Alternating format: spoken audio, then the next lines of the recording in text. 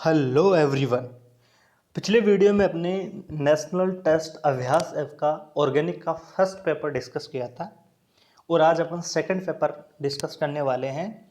जो first paper था उसमें कुछ करेक्शन थे। एक जो आईपीएससी ने 2 क्वेश्चन थे तो एक क्वेश्चन में एक भी ऑप्शन करेक्ट नहीं था और वो जो क्वेश्चन है वो लास्ट में अपन डिस्कस करेंगे कि वो कौन सा क्वेश्चन था। तो चलिए स्टार्ट करते हैं। Which of the following statement is incorrect? Incorrect। तो दिए गए जो स्टेटमेंट हैं इनमें से गलत कौन सा है वो हमें देखना है। तो different resonating structure contribute to the resonance hybrid in proportion of their energy. तो यही ऑप्शन गलत हो गया। इनवर्सली प्रोपोर्शनल अगर एनर्जी होता तो ये ऑप्शन करेक्ट हो जाता, क्योंकि जितना रेजोनेटिक स्ट्रक्चर की स्टेबिलिटी जिसकी ज़्यादा होगी पार्टिसिपेट रेजोनेंस हाइब्रिड में उतना ही ज़्यादा करेगा, मतलब उसकी एनर्जी उतनी ही कम होनी चाहिए। लेकिन यहाँ बात कर रहा है डायरेक्टली प्रोपोर्शन की, तो ऑप्शन फर्स्ट ही गलत हो गया। तो आंसर फर्स्ट। अगर और ऑप्शन अपन चेक करें तो देखिए, equivalent resonating structure result in higher resonance energy, बिल्कुल सही बात है। Resonating structure represent hypothetically molecules having no real existence, बिल्कुल सही बात है।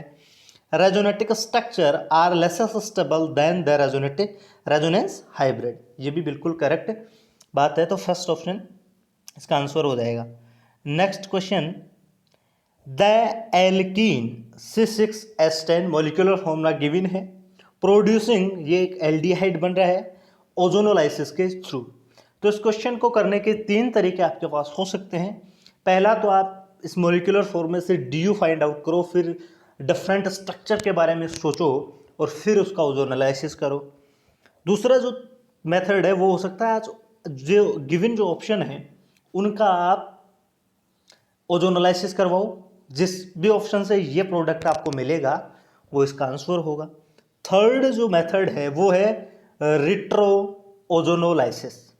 रिट्रो ओजोनोलाइसिस कैसे करेंगे, जैसे नंबर ऑफ कार्बन यहाँ भी 6 हैं और यहाँ भी 6 हैं, तो स्ट्रक्चर हम ड्रॉ करें इस प्रोडक्ट की, तो CH2, यहाँ CH2 एल्डिहाइड है, CH डबल बॉन्ड O, यहाँ बात करें तो CH2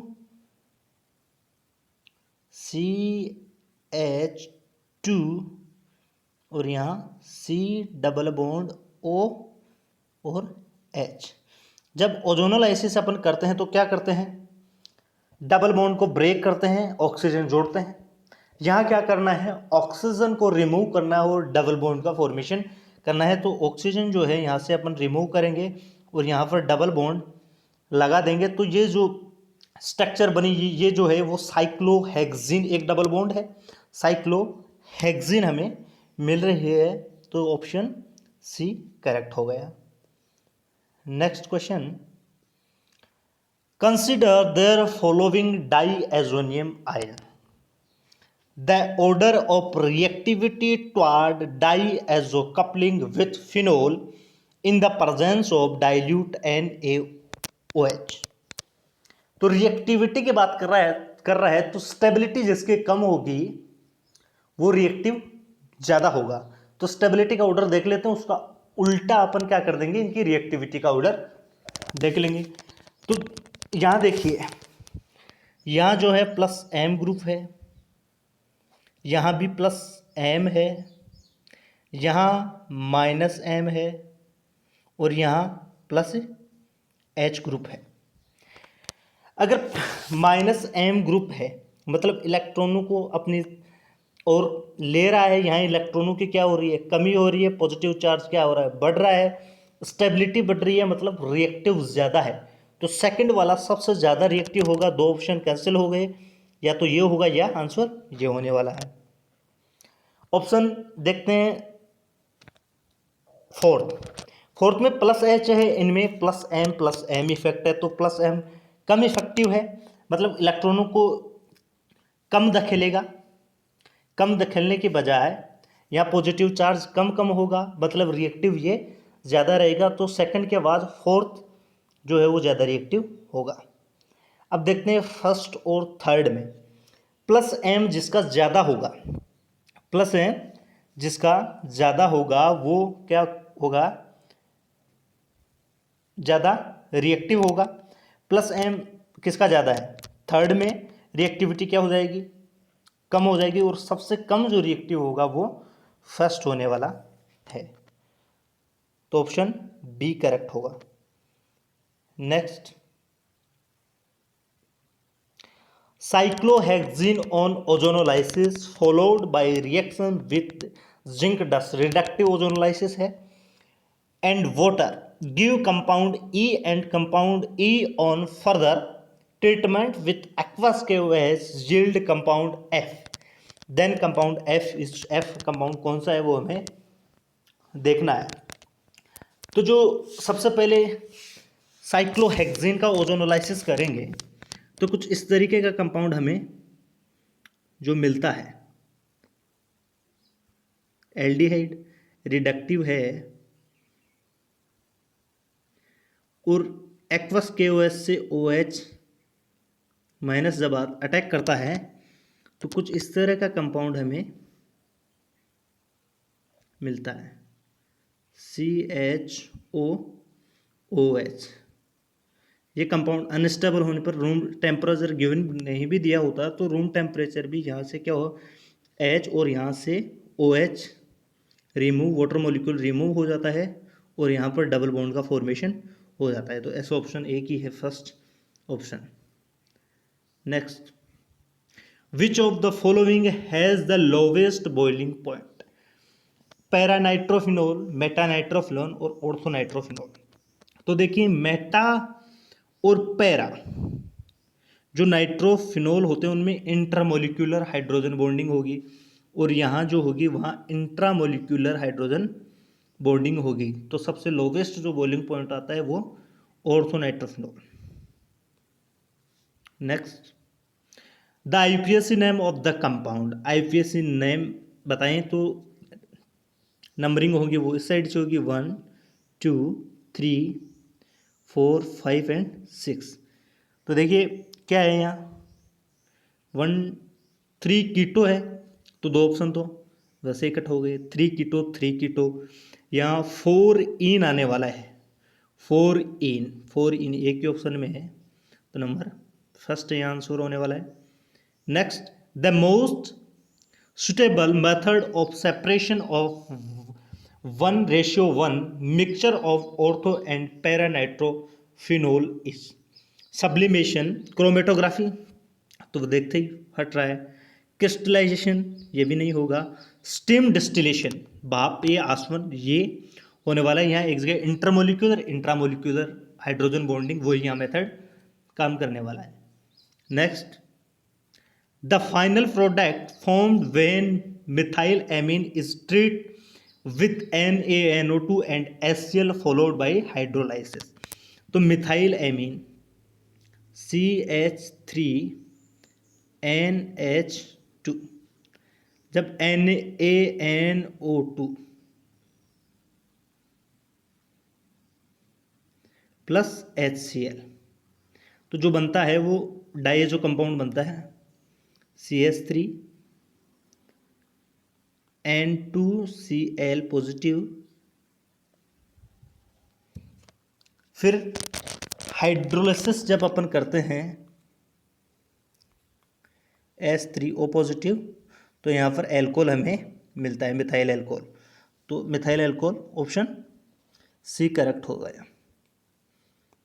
नेक्स्ट जो है choose the correct statement about the major product formed in E2 reaction। E2 reaction ये थोड़ा सा लेवल का क्वेश्चन है। तो देखिए सबसे पहले क्या करते हैं, सबसे पहले इस क्वेश्चन को करने के लिए अपन एक इसको इस तरीके से भी ड्रॉ कर सकते हैं, जैसे ये कार्बन है और ये फ्रंट कार्बन वाला है, इस पर हाइड्रोजन जुड़ा हुआ है, इस साइड में क्या जुड़ा हुआ है मिथाइल और इस साइड में इथाइल। ये जो कार्बन है यहाँ पर जो ब्रोमीन है, यहाँ पर जो है वो मिथाइल है और यहाँ पर हाइड्रोजन है।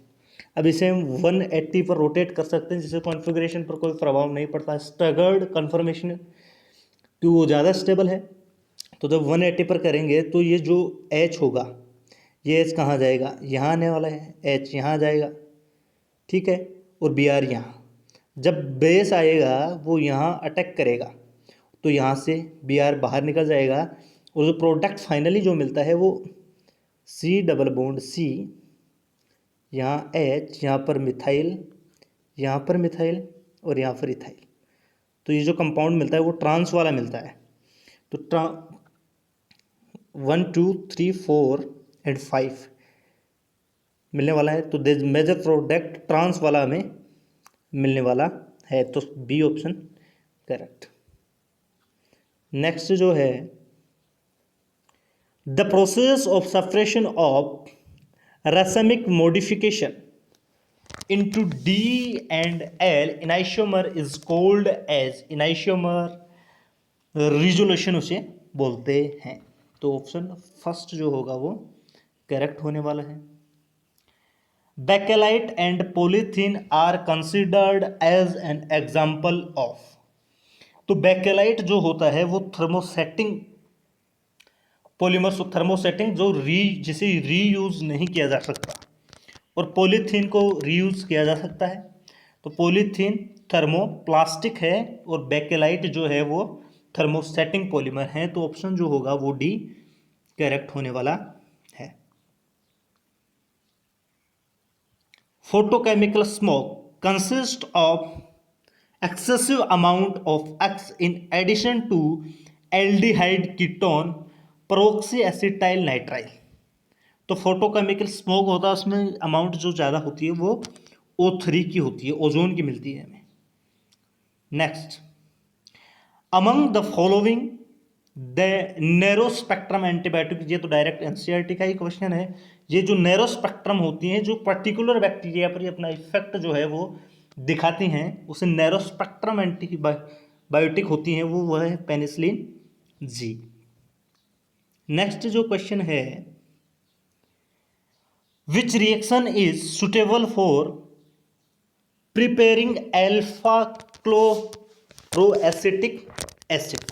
अल्फा क्लोरोएसिटिक एसिड तो कैसे होता है ये, जब अल्फा क्लोरो, जब CH3 Helmholtz Zelensky reaction, CH3 COOH Cl2 और फॉस्फोस, तब क्या बनता है अल्फा क्लोरो CH2Cl COOH, इस तरह का कंपाउंड मिलता है। तो ये ऑप्शन फर्स्ट। स्टेफिन SN2Cl2 यहाँ से RCN एल्डिहाइड में बदलता है, फ्रिक्वेंशन होगा नहीं, नन ऑफ दीज होगा, नहीं तो फर्स्ट ऑप्शन करेक्ट हो गए। नेक्स्ट जो क्वेश्चन है, क्वेश्चन खत्म। लास्ट वाला जो क्वेश्चन था पेपर फर्स्ट का IPSC नाम, वो कुछ इस तरह का क्वेश्चन था जिसमें IPSC नाम जो ऑप्शन है वो सभी ऑप्शन गलत दे रखे हैं, कुछ इस तरह का ऑप्शन वो था। यहाँ ट्रिपल बॉन्ड, यहाँ डबल बॉन्ड, तो जो नंबरिंग होगी वो इस साइड से होगी, क्योंकि डबल बॉन्ड की वरीयता पहले होती है, इन आता है 2 3 4 5 6 7 एंड 8, इस तरीके से नंबरिंग होगी। तो इसका जो नेम होगा वो 3 इथाइल 7 मिथाइल और 4 5 आयन 3 इन, इस तरीके से कोई भी ऑप्शन वहाँ नहीं मिलता है। तो सभी जो ऑप्शन है वो वहाँ रॉन्ग ऑप्शन हैं, तो आप करेक्ट कर लेना उसे। Thank you, like share and subscribe.